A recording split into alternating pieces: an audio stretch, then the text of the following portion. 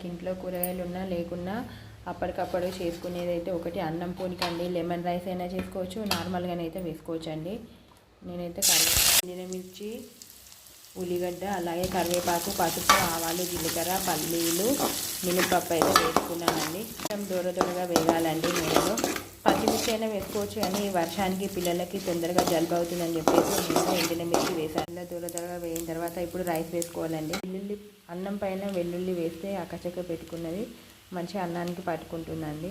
ఇప్పుడు ఉప్పు కారం వేసుకొని అంతా కలుపుకోవాలి. తగినంత ఉప్పు, కొంచెం కారం, అలాగే కొత్తిమీరకు వేసి అంతా కలుపుకున్నానండి. మసాలా వేయలేదండి. మీకు ఇష్టం ఉంటే మసాలా వేసుకోండి, ఎందుకంటే ఎక్కువ మసాలాలు తినద్దు కదా అండి. అదే ఆరోగ్యానికి మసాలా ఎక్కువ స్పైసీ ఫుడ్ మంచిది కాదు కదా అని చెప్పేసి కొత్తిమీరకు అయితే వేసానండి. మా వీడియో నచ్చితే లైక్ చేయండి, షేర్ చేయండి, సబ్స్క్రైబ్ చేయండి. బాయ్ అండి అందరికీ.